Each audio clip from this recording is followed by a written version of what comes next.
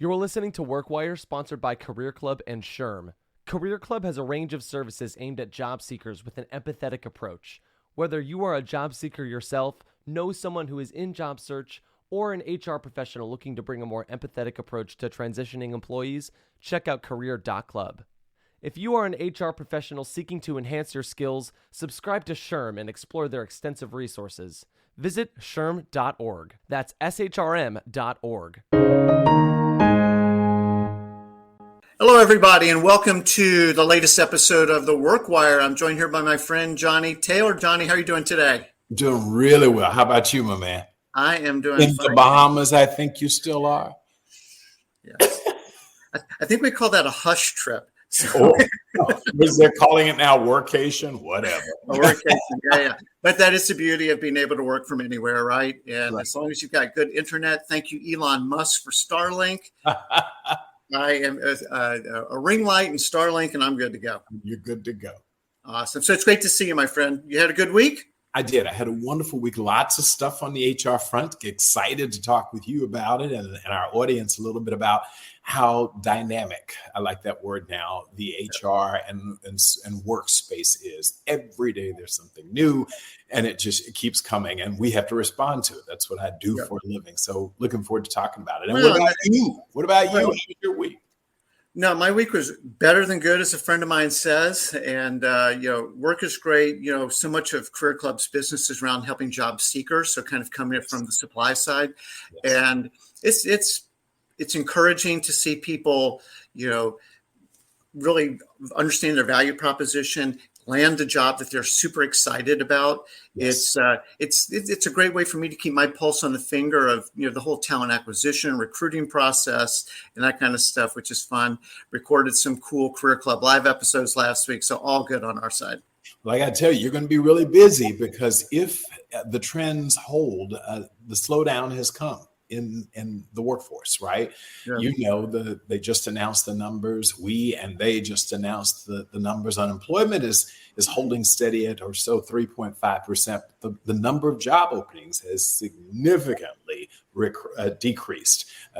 Employers are slowing their hiring and being more selective, and so it's going to be more difficult when you talk about helping people find jobs. They're going to have to really, this isn't going to be a 2008 moment, but it's going to be slow, relatively slow for people who've never experienced it. Our millennials, many of them, and all of Generation Z. Yep. So let's talk about the talent pool. That's a great kickoff, because our topic today is going to be what's been in the news here recently, and as is basically the theme of the WorkWire. It's like what's going on in the news, what's on the wire these days, and let's talk about it. So one of the things that people are talking about as a result of the pandemic is that there's a perceived lack of preparedness or readiness for work with younger people coming into the workforce, with school, so going through high school and hopefully graduating, here in the last couple of years, but school went virtual. And so there was just some decline in learning. There was, whether it's college or high school, decline in socialization because people were isolated. Reading some statistics and just some anecdotal things around even in professional things like engineering and nursing, that people are coming through these programs, one, at lower rates. So if you had 100%, fewer people are actually making it through the program. The ones that are making it through with lower scores, so they're kind of barely getting by. And then when they're coming into their new role, some of the things that employers historically would have taken for granted, showing up on time, how to dress, get off your phone, whatever, are not in place. I'm curious what you're seeing, because you're dealing with chief people officers, chief HR officers all the time. What are you hearing? It is as bad as they say it is. Let's just say that. And the calls are coming in to our knowledge center at SHRM where people are like, what happened? And I said, the pandemic. That's what happened. And the reality is we were already pre-pandemic. 2019, I remember people complaining about employers saying, these kids are showing up and they just don't have socialization skills. They don't have work ethic. They don't have this. They don't have that. And indeed, I think that was the case relative to 20, 30 years ago. But something happened, as we all know, in 2020 called COVID. And during that period, and I talk about this in my book, Reset, there was literally a total reset, a change in people's relationship with work, how they worked, where they worked, for whom they worked, when they worked. All of that came into play, and people changed over the 12, 18 months right after March of 2020. One of the downsides to that, and I have been talking about this for a long time, Bob, you and I have talked about this, is we all underestimated the lingering effect. They talk about long COVID. Well, let me tell you about long COVID in the workplace. It shows up in this way. For those jobs that don't require a college degree, and thankfully, increasingly employers are willing to hire people for jobs without a college degree, although college still matters. It's what we saw was you're taking people right out of high school who could have spent the last 2 or 3 years not in a traditional brick and mortar high school. The interactions, the maturity that one would expect that occurs as a sophomore in high school, how to deal with conflict, right? Well, you didn't have any conflict because you were at home. If you had conflict, it was family conflict, and that's different than other people conflict, right? So you have people who've come through a system, and we as employers expected those employees to know how to manage conflict with others, because that's what happens. They know how to handle disappointment, right?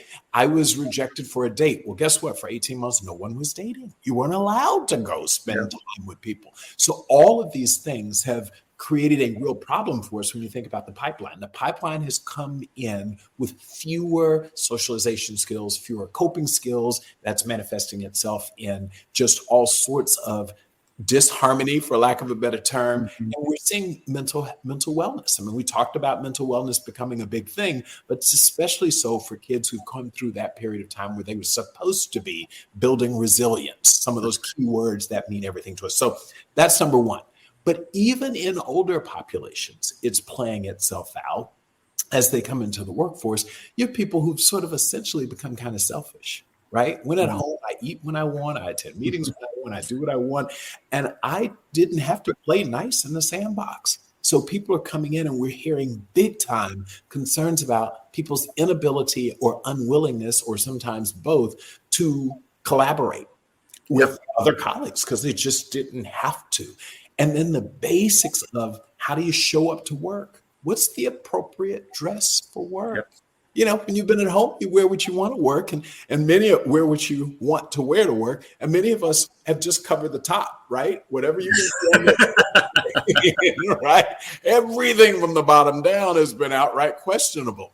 Bob, all of that is playing itself out in the workforce. And so we have historically talked about hard skills, technical, competencies, the ability to do the job. And then we call them soft skills. Increasingly, I refer to not soft skills because they're not soft, as power skills. And our folks have they've not used them for a long time, 2 or 3 years. And that's playing itself out again across the generations. Obviously, it's more pronounced in younger generations, especially those who just didn't get the opportunity to grow socially. But it's playing out, and it's ugly right now. It's really, really hard. I'm going to say this, and then I'd love to get your perspective on this. We just had our intern class come through, and they were wonderful, wonderful, kids, and I can call them that now, although technically all adults. But you can just see the impact on them of having attended college remotely for the last couple of years. They're happy to be back, but you can see that they lost some of that time where they would have become better and more responsible workforce adults. Yeah. So I think about, HR folks who are just businesses that are like retail.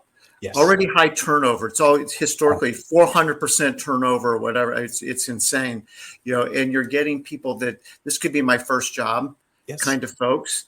And that's always been hard. It has always been hard to get good talent. And then just going to echo some of the points that you're making about, the kind of the bachelor mentality. I do what I want to do when I want to do it, how I want to do it, because I'm a bachelor. You brought up the other point that was kind of racing through my mind too, which is around collaboration. One of the aspects of that would be conflict management, which you mentioned, but there's also just working on teams together, right? hey, we've got a group project and we're going to meet, after school, and we're going to, well, now we're doing it like this. And you've got all the weird dynamics of not being in a room together. And like, how do I do this in person? And it just feels different. And I don't really have any experience doing this.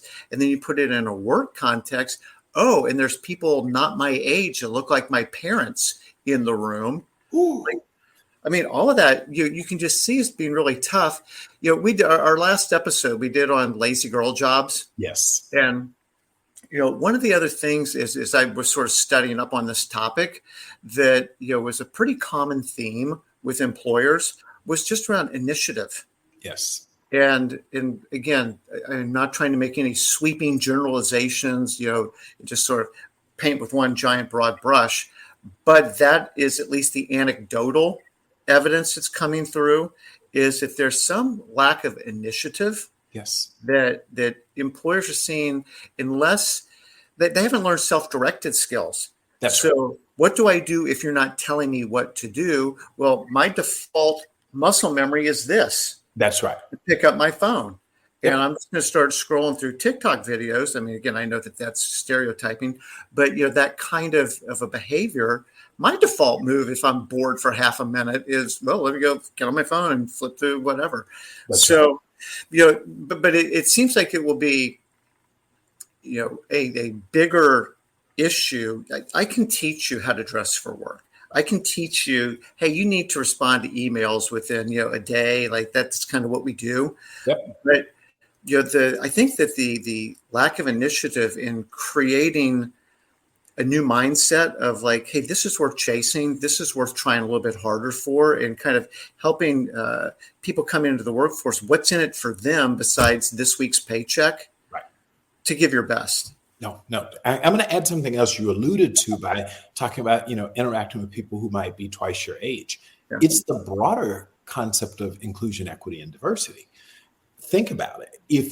Once we all went back to our own homes for a year, some in many instances 2 years, you then only interacted with people who were like you, who had similar experiences, backgrounds, et cetera. And a lot of what people do to expose themselves to diversity is either at school or at work. Because the other part of our lives, right, we tend to I attend a predominantly Black church. I live in a predominantly Black neighborhood. I do, so these are not bad things, but the result is your opportunity to practice diversity, equity, inclusion, understanding people who are different happened at work or in school. And both of those for 2.5 years didn't have to happen. You were doing it remotely. And that is playing itself out in the workforce. We are seeing more people say, I don't belong. I don't know how to belong. And I don't really understand people who are that different from me. So that's something that really we don't think about, but it is having a lasting impact as people come back into the workplace. And the other one, which you kind of got, I thought you were going to go right there, is this notion of coming to work on time. And I know it's so basic, because the funny thing about virtual meetings, and now you can kind of get there when you can get there. You can tune in when you want. We're seeing a significant uptick of people who try to multitask. I literally was in a meeting, because when you're at home behind the screen, you can have a meeting with your boss and actually be doing something else at the same time. So I observed this literally. I had a convening of our employees, and they weren't just young people. And I finally stopped and said, close your computers and put your phones down, because you are not going to sit in my meeting and multitask. That's not the way it works. And they all kind of looked at me as if, oh gosh, he must be a headmaster of a school from a long time ago, right?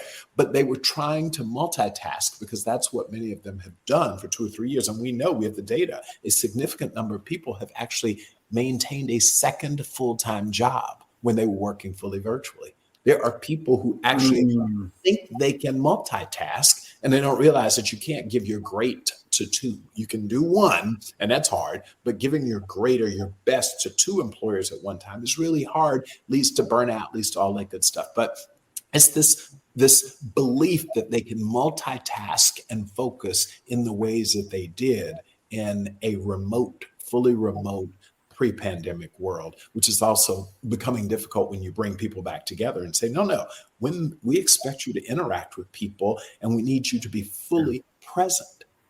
Yeah, it's funny to see, because I want to jump back on the DEI thing in a second, because there's another thing at play, I think, that feeds into this. But the thing with multitasking is that is a very innate behavior for younger people. They're watching television and on social media at the same time. My wife is completely bamboozled. Like, how do you do that? Like, and I think that for people of a certain generation, it's rude to multitask. At best, you can't be all there, because you're by definition not all there. You're multitasking. Right. But if I'm the young person, first of all, I've grown up in a gig mentality. You don't know me, right. Dude. I am renting some of my time to you. Yep. Right. And I've got a side hustle. I got something else going on. Sorry, you're not the only thing in my life right this minute. And if somebody wants to buy something for me on eBay right this minute, I'm going to go close that sale. Yep. Sorry. Yep. I mean, it's just a different mentality of how much of me are you actually entitled to at any point in time. Now, that's going to have some consequences along the way. A ton of them, let me tell you. But I'm just trying to be non-judgmental. Fair enough. Yeah. And by the way, this is a great topic, because that same kid has to understand, well, that's fine. But what if I did the same thing to you? So you're coming in to tell me about a concern as your boss. Like, I'm supposed to and I'm on the phone talking to someone else, and you're giving your heart, tell them, this just happened in my life. I'm having this conflict with my colleague. And I'm like, okay, someone's buying something on eBay for me. So I remind people, if it works for you, it's got to work for me too. So, it's not just, and that is a problem with, I'm generalizing like you, a lot of this generation, younger generations is, it's all about me, which raises the topic that I know you're going to go back to DE&I, but Dr. Alex Alonso, who's our chief knowledge officer at SHRM, we were talking about empathy. I believe that the country has an empathy deficit. You've heard me talk about it, but he coined a term that I hadn't thought about. He said, actually, what we've learned, especially because of what you described in younger generations, is they don't really want empathy. They want me-pathy. So it's like, I want you to... But those two letters. Right. I want you to show empathy toward me. I don't have to extend empathy to you or to my colleague. I just want everyone to be empathetic toward me, because the data is absolutely overwhelming that these younger generations say empathetic leadership matters. The problem is they don't understand that has to be reciprocated. So to your point, Johnny, I wanted my manager fully present when I was talking to him or her. Oh, but I can multitask when they're talking to me. Mm-hmm. That's a problem. That is a problem. And that's something that we have to sort. And we're seeing it play out in the workplace. But I just got to tell you, that meeting was phenomenal. And it was multi-generational. I had millennials. I didn't have any Generation Z, but millennials, and I had X's and I had Y's and all those. And we're in the room. And at some point, I said something intentionally. I made a point. And then I stopped an employee and I said, so what do you think about that? And you should like, oh my God, deer headlight. Because I saw him doing whatever he was doing on his phone, but he wasn't paying attention to me. And I found that disrespectful. But I also told him, I said, that could be a career limiting move. Yes. Because I could have said something really important and held you accountable for it. You were sitting in the meeting and you simply didn't hear it because you thought you knew how to multitask effectively. And the funny thing about all of IO psychology work is human beings don't, even younger generations. They do it better than we did, but human beings generally don't multitask well. Yep. So just back on D&I real quick, because it's such a great point. When we were, air quote, isolated during the pandemic, you think about technology too, right? And the algorithms that drive actually non-diverse content to that's their whole point, is actually non-diverse content. So I'm on my subreddit reading about something. Google keeps feeding my news feed and just narrows it. Whatever, Facebook stuff I'm doing or Instagram or whatever my platform is, TikTok algorithm keeps showing me more things that look like this, that it actually massively amplified mepathy. That's Like, right. I'm just thinking about what I'm thinking about. And then I get out of my bubble into the, not only say the real world, but into the real world. And it's like, well, you guys aren't saying all the stuff that's on my feed. That's You right. ain't looking at people on my feed. Like, where am I? That's right. Yeah. I didn't have to go to a meeting and interact in person with someone who was of a different political affiliation or viewpoint, right? Because to your point, in my virtual world, people like me build communities online, and we don't have to. We attack people like you. Yes. We can avoid you or we can attack you. But in the workplace, not so. Not Yep. so much when someone says boldly, as I saw this past week, Thursday in my office, I cannot believe they've arrested a former president. That is horrible. And you should have seen some of the people looking in the room like, oh my God, I don't know how to react. It was really funny to watch the interaction. And in the former world, you didn't have to deal with as much of that over the last 2 or 3 years because of this virtual connection. This is the way we operated. And you live in your own little echo chamber. And then back to the real world. So where's this all going? The world of work as we once knew it, back to the concept of reset, it wasn't a pause. The pandemic did not present a pause, hit the pause button and then come back to and you pick up where you left off. It was a total reset. And so we as employers, to be fair, CHROs, CPOs, employee relations people, have a new population, a new customer with a different set of behaviors that we are trying to spend time with and understand. And they just think differently in a post-pandemic world. And it is problematic. It's inefficient because we knew how to manage the former employee.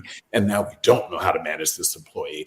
And it is really, and it's creating a lot of tension in the workforce. Let me just tell you, it's an us versus they mentality at a level that I haven't seen in a long time. And it's not just limited to, can I work from anywhere, or do I have to come into the office? And is it 3 days versus 2 days? I mean, it's much bigger than that. The entire workforce is at an interesting sort of tension point. Well, a friend of mine calls it the new abnormal. So. Yeah, that's right. That's right. And God knows it is. Let me put some ideas out to you. And I was just sort of thinking about, okay, this is all fine. We can dwell on, kind of the situation and the problem as it exists. But if I'm an employer, I have to deal with this. I've got to find a solution. And, you're so good at this, Johnny, but talking about, well, you can bitch and moan about it, or you can get creative and let's start figuring out what are we going to do with it. Right. And so I got to thinking a little bit about from talent sourcing and onboarding. Yes. What are some things that if I'm an employer, I could be thinking about? So depending on just thinking about, being in, a smaller community potentially, or just wherever you might be. One is just accepting the reality that this is what it is. To your earlier point, this is the reset, but we're not going back to 2019. Right. So accept it. You can yell about it, you can rail about it, you can do whatever, but it ain't going back to what it was. So accept that.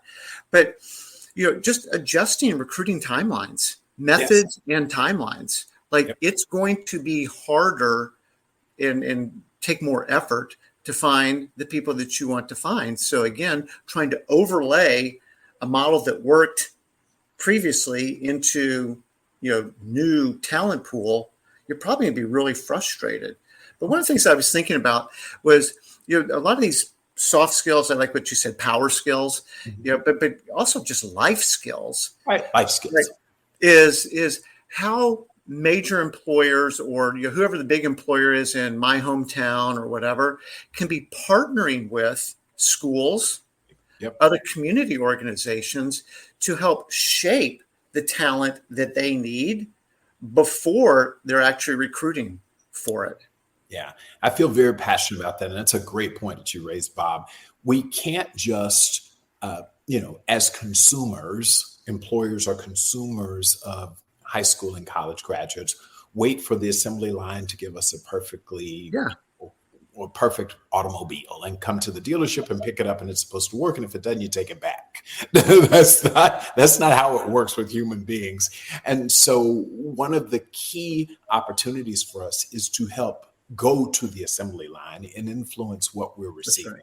And the best HR departments do that. They are very intentional about building relationships in the high schools. And frankly, I say even the middle schools now, where you start introducing talent to the jobs that you will have in the future. So it's a pipelining exercise, but these life skills, really emphasizing that, and I love that, imagine if an employer goes to a high school and says to the kids, here, if you come to class 2 minutes, 3 minutes late after the bell, whatever they do these days, you get a demerit. In the real world, if you show up in my business 2 or 3 minutes late, you could be fired, or we won't pay you and we'll dock your pay, et cetera. So sharing with the students that your teachers aren't just being jerks. They're actually trying to prepare you for my world, right?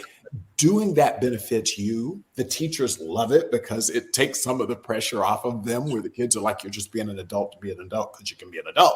It's like, no, I'm actually preparing you for the real world. That's the most important thing we as employers can do. And we have a vested interest. This isn't about doing it because it's the right thing to do to be involved in your community, et cetera. Yeah, check. But the most important thing is you are going to have that person in your office or in your work location in some reasonable period of time, 3 to 5 years. So you need to help get it right. So all of that, these life skills, emphasizing to younger generations, your future workforce, why these things matter, is in your best interest. Yeah.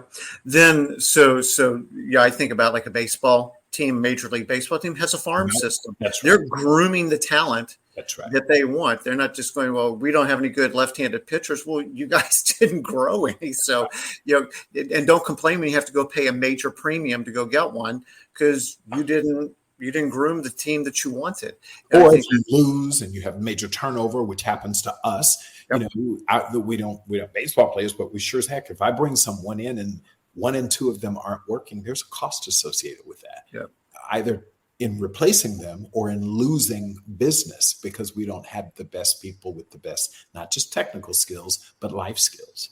Yeah. So then I get to thinking about, just a basic onboarding process. I think about learning and development curriculum for folks. And, some things I wrote down, but like taking initiative, personal productivity, so basic cell phone etiquette.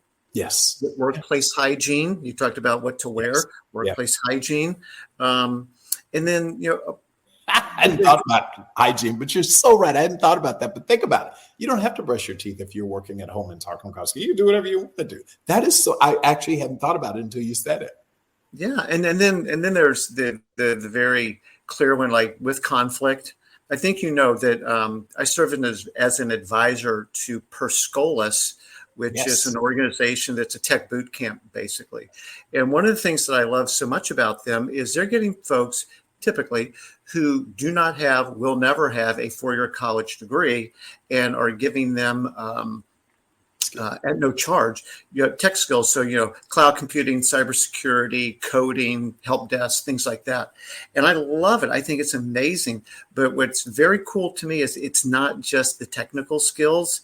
It's also the life and work skills, because you're being asked to move to a country you've never been to before, working in corporate America and not working, cleaning up a hotel room or working at a McDonald's or whatever, low paying job, that now you're being groomed to be able to really have, I love how they say this, not a living wage, but a thriving wage. I like that. But every Friday is oriented towards interviewing skills, resume writing. Once you land your new job, some so they're pre-onboarding people, which is super cool. So how do you think about stuff like that, and what are you seeing? So learning and development, which, as you know, times past was a nicety. And if the company could afford it, it would offer it. And if it couldn't, it would cut it. It was always the first in the HR budget to be cut. And interestingly, I was meeting with Jenny Rometty now about 3 or 4 years ago when she was the CEO of IBM, and she said, we have given up on the notion that it is the school's jobs to teach and develop our employees to give us a ready product. We now know in corporate America that we've got to invest in people when they get here, and then we have to continue investing in them through learning and development. And the most important point she made to me was, and I'm not just talking about the high performers, because in times past, L&D was disproportionately, back in our day, right? It was disproportionately focused on the superstars, the hypos. Yes, I'll pay for you to get a new skill, Johnny, because you're really bright and you're my future, the leader. The rest of these people, who cares, right? We now have to actually build L&D systems that are dynamic, they're virtual, they're constant, and they are for everyone, because we need everyone delivering. That's a big thing. And it's not just, you keep saying, and I want to emphasize, it's not just for the technical skills. It's the life skills, because things are changing so much. I don't want to really hammer on diversity so much today, but when someone comes into a system, many of our public schools are pretty segregated, right? So you have a kid who grew up in a Latino neighborhood, went to a predominantly Latino high school, likely a predominantly Latino church, etc. And then the first meaningful interaction that they have with someone who's not Latino is in your workplace. You have got to teach them what it means to operate in a diverse work environment. That falls underneath the learning and development function within the organization, right? So it's not just do good diversity. It's like, gosh, for me to get the most out of this person, we need to ensure that they can work in an environment that's diverse, and they've not had that exposure. Those are the sorts of things. So L&D now is a given. It is not on the chopping block as it has been in the past. Yeah. So the other thing that, and again, I'd love to hear you build on this. What about training for the managers, the frontline leaders? So, we're kind of focusing on hey, new employee, you need to get your stuff together and we need to teach. Well, you know what? What about the frontline manager? Again, quit complaining about this is what you're getting, but accept this is where people are coming from, oftentimes through no fault of their own, because they didn't start the pandemic either. But, funny about that. Right. But here's how you can best help. Here's how you can get them to start to buy in to what their drivers are and how you can meet them where they are. And you talk about empathetic leadership. That's kind of the definition of put yourself in the other person's position. How would you feel? What would you want if you were them? Yes. Right. Well, listen, at the end of the day, we have done a horrible job at people management, from the selection of people managers to the development of people managers. Our world has been, Johnny's a good accountant. He will be a great manager of accountants. Johnny's a good mechanic. Of course, he can be the shop mechanic leader. And the worst example of that is salespeople. Bob crushes his target. Let's make him a salesman. That's right. I mean, and it doesn't necessarily translate. So we've put people, as you pointed out, it's not their fault a lot of times. You took that superstar and put them in the job because you assumed anyone can manage people. Because they're human beings. Of course, they know how people operate and think. And that's the same assumption they make about HR. Of course, anyone can practice HR because, I've hired people, I've fired people. Yeah, we've not emphasized people management skills. And under learning and development, we have not nurtured it. And because every generation that we've seen operates a little differently, and we've got a multi-generational workforce. So how you manage and react and communicate with a 27-year-old is very different than how you do that with a 67-year-old. We've not equipped our people manager with those skills. Again, learning and development organizations are critical, especially when it comes to people management. Yeah, so we need to start putting a bow on this and winding this down a little bit. What I've really enjoyed about our chat today is, one, acknowledging this is the new abnormal. So let's accept it for what it is. Exactly. And then how do we meet people where they are, whether it's the talent or the management, right? How do we be proactive in creating the future that we want? Companies have a lot more agency in this than maybe they're giving themselves credit for. And I love some of the things you were suggesting. And even like what Jenny was talking about, like we can't outsource this to schools anymore. This is, we own our talent, and that's not their responsibility to prep our talent. So is there anything else, Johnny, that you would part with as a thought on this one?